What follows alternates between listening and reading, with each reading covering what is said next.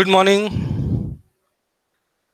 Chapter number 4, Primary Economic Activities. उसमें का right notes on एक क्वेश्चन नंबर 3 हम solve कर रहे हैं कल से। कल हमने देखा कि प्लांटेशन एग्रीकल्चर के बारे में हमने जानकारी ली है। आज फिजिकल फैक्टर्स एंड फिशिंग मतलब प्राकृतिक घटक आणि मासेमारी, इसके बारे में हम चर्चा करने वाले हैं। हालांकि इसके ऊपर भी एक ब्रॉड क्वेश्चन था फिशिंग के ऊपर, उसमें बहुत सारी जानकारी वही थोड़ी सी रिपीट हो रही है, लेकिन हम उसको शॉर्ट में लिख रहे हैं क्योंकि हमका क्वेश्चन ये सॉल्व कर रहे हैं कि हम शॉर्ट नोट, और वो 4 मार्क्स के लिए रहता है। और जो ब्रॉड क्वेश्चन है 8 मार्क्स के लिए, ऐसा लास्ट ईयर का सिलेबस में था, लेकिन इस सिलेबस में देखेंगे क्या उसकी कंडीशंस आती है। तो चलो let us see the physical factors end fishing मतलब मासेमारी आणि प्राकृतिक घटक। सो मैंने आपके लिए पहले इमेज रखी है, एक पिक्चर है, वो है कॉन्टिनेंटल क्रस्ट मतलब कॉन्टिनेंटल शेल्फ। ये डायग्राम मैंने इसलिए आपके सामने लाई हो कि उसमें जो समुद्र का जो बेड रहता है मतलब below the surface of the oceans, समुद्र तळाचा जो भूपृष्ठभाग असतो, पृष्ठभाग असतो, तो इथून तिथून सारखा नसतो। मतलब उसमें भी प्लाटूज है, ट्रेंचेस है, देन माउंटेन्स है, डीप से, इस प्रकार के लैंडफॉर्म से, जैसे कि जमीन के ऊपर हमने देखे है ना माउंटेन्स, प्लाटूज और रिलीफ्स, जो भी कुछ प्लेन्स है, इसी प्रकार के ओशन के अंदर भी है। तो फिशिंग एक्टिविटी ज्यादा मोस्टली कहाँ पे होती, तो कॉन्टिनेंटल शेल्फ के उत्तर होते, मतलब समुद्र बुड जमीन, त्याला आपण मराठीत असं म्हणतो। म्हणजेच काय, जमिनीचाच भाग असतो परंतु तो पाण्याने ओव्हरलॅप झालेला असतो। आपण समुद्राचा किनारा बघतो आणि मग समुद्र किनारा जाऊन आपण पाण्यात जर गेलो तर एकदमच खोल पाणी लागतं अशातला भाग नाही, बरचशा दूर समुद्रात अंतर गेल्यावर खोल खोल खोल खोल असं होत जातं पाणी, बरोबर आहे। म्हणजे एकदमच आपल्याला डीप सापडत नाही, तर काही अंतर गेल्यानंतर मग डीप ओशन आपल्याला सापडतं। कारण का, ते जे जमिनीचा भाग आहे त्याच्यावर पाणी आलेलं असतं, पण त्याला आपण म्हणतो कॉन्टिनेंट शेल्फ। या भागामध्ये ऍक्च्युली परिस्थिती काय होती की ह्याच्यामध्ये सूर्यकिरण पडतात, त्याच्यामुळे तिथं प्लंक्टन्स वगैरे वाढतात। अलायगी आपण ज्याला म्हणतो शेवाळ, अशी छोटी छोटी वनस्पती तिथे वाढते आणि त्याच्यामुळे काय होते, तिथे मासेमारी मोठ्या प्रमाणात चालते। कारण का, छोटे मोठे माशांची पैदास तिथे, निर्मिती तिथे होते आणि त्यांना खाण्याला छोटे मोठे मासे येतात, अशामुळे तिथं मासे आपल्याला आढळते। तर ही तुम्ही इमेजचं ऑब्झर्वेशन करायचं आणि ही इमेज आपण काय करणार आहोत, आकृती ही डायग्राम आपण ती काढणार आहोत। का, परीक्षेमध्ये जर तुम्हाला हा प्रश्न आला आणि तुम्ही अगदी विदिन अर्ध्या मिनिटात जर ही डायग्राम अशी जर काढली तर तुम्हाला मॅक्झिमम मार्क्स ते प्रश्न मिळवून देतो। नंतर बघा, अजून एक तुम्हाला समोर इमेज ठेवली की जिथं confluence of warms and cold currents, हे आपला उत्तराचाच भाग आहे, आपण अँसरच सॉल्व्ह करतो। पण इमेज मी याच्यासाठी तुम्हाला सुरुवातीला दाखवतो की एक जपानच्या चीनच्या दरम्यान एक ओशन आहे, ज्याला आपण सी ऑफ ओखोस्त म्हणतो, चीनच्या जवळ येतो बघा, तुम्हाला पीपीटी मध्ये दिसतोय तो। इथं परिस्थिती काय, इथं वॉर्म करंट आणि कोल्ड करंट म्हणजे पाण्याचा उष्ण प्रवाह आणि त्याच्या खाली सोबतच काय, पाण्याचा थंड प्रवाह, हे दोन्ही प्रवाह तिथं वाहतात आणि त्यांच्या दरम्यान मग मासेमाऱ्यांची निर्मिती जास्त होते, तिथं मासे जास्त आढळतात। असा पण आपण फिजिकल फॅक्टर्स च्या अंतर्गत त्याचा अभ्यास करणार आहोत। तर after this observation of this image we can understood easily about the confluence of warm and cold currents. चलो नेक्स्ट।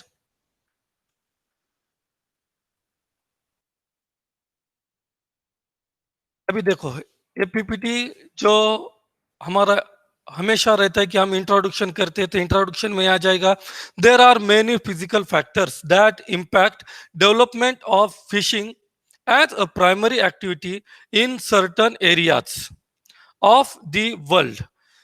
मतलब क्या, फिजिकल फैक्टर बहुत सारे हैं, वो क्या करते हैं, फिशिंग के ऊपर असर करते हैं। फिशिंग एक प्राइमरी एक्टिविटीज है और फिशिंग के लिए अवेलेबिलिटी होना फिश, और फिश कहाँ उसकी ग्रोथ होती, कहाँ उसकी अवेलेबिलिटी होती, उसके लिए कौन कौन से फैक्टर जिम्मेदार है, वो बहुत इंपॉर्टेंट है। तो नेचुरली फिशिंग जहाँ चलती है वहां पे फिजिकल फैक्टर इंपैक्ट करते हैं, मतलब फिजिकल फैक्टर्स की कंडीशंस फेवरेबल है तो वहां ज्यादा फिश हमें नजर आते हैं और वो फिशिंग करते ध्यान आफ्टर लोग। तो चलो पहले क्या होता है शी शोर्स कंडीशंस, मतलब क्या, समुद्र तो किनारा चाहिए, फिशिंग करना तो समुद्र चाहिए और उसमें पानी, तो पानी है तो हम उसमें फिशिंग करते हैं, तालाब में कर सकते हैं, रिवर में कर सकते हैं, डैम्स में कर सकते हैं और ओशन में करते हैं। तो लार्ज ऑक्यूपेशन जो चलता है बहुत बड़े स्केल्स पे ऊपर चलता है तो वो ज्यादा मोस्टली ओशंस में चलता है, क्रिक्स में चलता है। तो शी शोर मतलब किनारी परिस्थिती असणं फार महत्वाचं आहे। Then after pressure on moment of water, म्हणजे पाण्याचा दाब किती आहे तो पण त्याला महत्वशीर ठरतो। मोमेंट ऑफ द वॉटर म्हणजे पाण्याचा प्रवाह, मग तो उष्ण आहे की थंड आहे, कोणत्या दिशेने वाहतोय, त्याला नदी येऊन मिळते, जर नदीचं पाणी जर तिथं येऊन मिळत असेल तर गोड्या आणि खाऱ्या पाण्याचा संगम होतो, तिथं मासेमारी पण अधिक चालते, कारण का गोड्या पाण्यातून नदीतून वाहून आलेले बरेचसे जैविक घटक आहेत ते मासेमारी वाढीस अनुकूल ठरतात।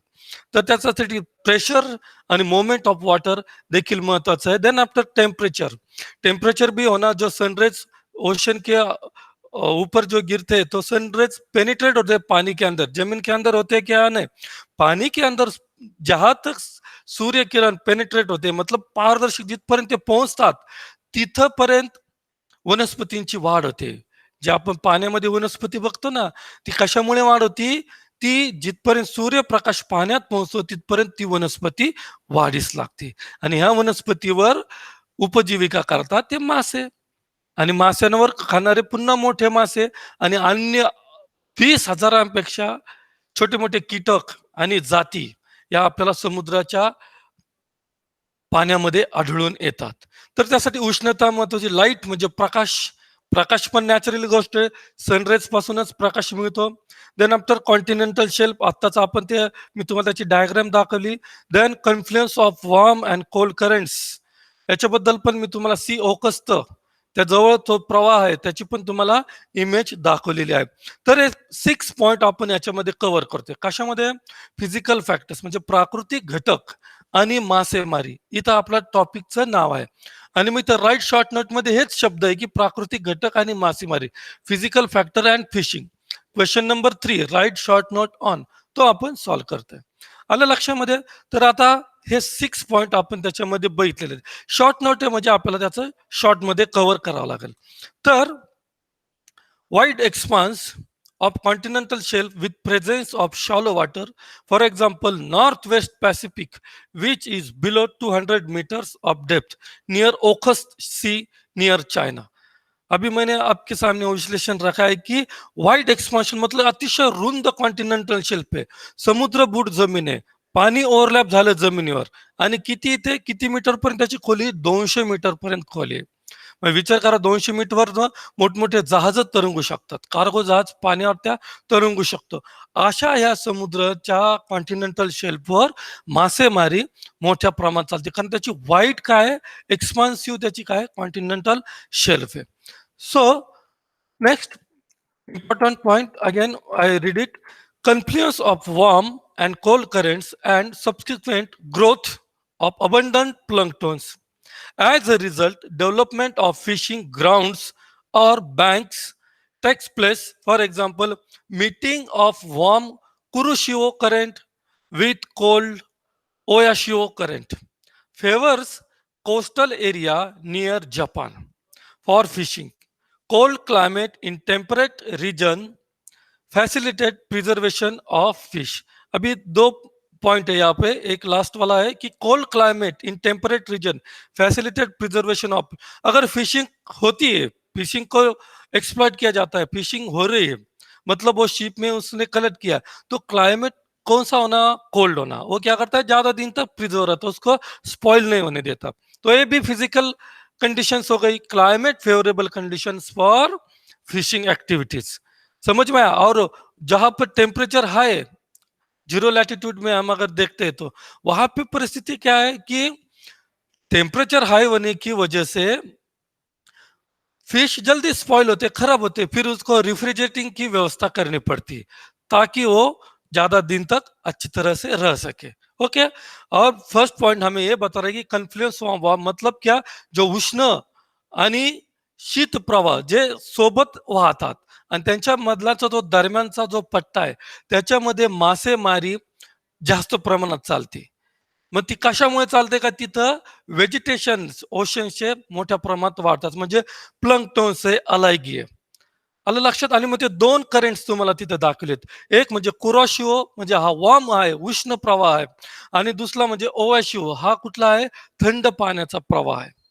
आपण मला तर वाटतं मागच्या वर्षी आपण एक पेरू आणि इक्वेडरच्या जे देश आहेत दक्षिण अमेरिकेचे, त्याच्या वेस्ट साईडला आपण बघितले का उष्ण आणि थंड प्रवाह समुद्रामध्ये वाहतात, की त्याचा परिणाम आपल्या मनसूनवर होतो। ती एक कन्सेप्ट आपण शिकलेलो, तुम्ही आता ती आठवा आणि मला नंतर सांगा कसं, अच्छा अच्छा आपण ती कन्सेप्ट शिकलो की त्याचा आपला उष्ण जर प्रवाह जर त्या समुद्रात निर्माण झाले तर त्याच्यावरून वाहणारे उष्ण वारे वाहतात, थंड प्रवाह निर्माण झाला तर थंड वारे वाहतात आणि आपल्याला ते पर्जन्य देतात। आलं लक्षामध्ये? तर अशा प्रकारे समुद्रामध्ये दोन जिथं प्रवाह वाहतात तिथं मासेमारी जास्त आढळते, कारण का, तिथं माशांची पैदास निर्मिती जास्त आपल्याला होताना आढळते। तर विद्यार्थी मित्रांनो, आता मी काय केलं तुमच्यासाठी, ए डिव्हिजन आणि बी डिव्हिजन दोघांसाठी पण रेडी काय करतो, नोट्स आणतो। तर आता पहिल्या 3 पीपीटी इंग्लिश मीडियम साठी झाल्या, पहिली पीपीटी मध्ये दोन्हीला इंटरप्रिटेशन केलेलं आहे, आणि आता ही जी पीपीटी आहे ती मराठी मीडियमच्या मुलांनी काय करायची, पॉज करायची ती आणि व्यवस्थित लिहून घ्यायची। प्रकरण 4 प्रश्न 3 टिपा लिहा, मासेमारी व प्राकृतिक घटक याच्याबद्दलचं उत्तर तिथं तुम्हाला दिलेलं आहे।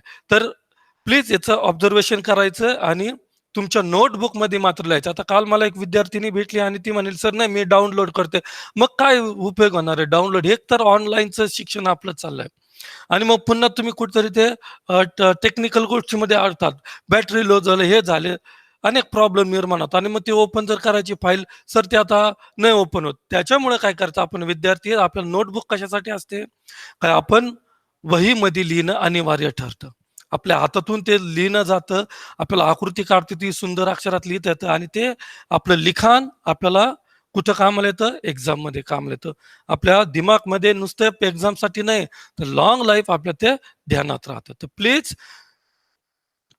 काय करायचं, आता वहीमध्ये लिहायचं। तर हा पण पीपीटी तुमच्या समोर प्रेझेंट केलेली, याच्यामध्ये पण आता मी जे तुम्हाला विश्लेषण केले त्याबद्दलची अधिक माहिती आहे। ठीक आहे, तर फ्रेंड्स आपण इथं थांबूयात, नेक्स्ट लेक्चरला आपण दुसरा पार्ट चालू करू। Thank you very much.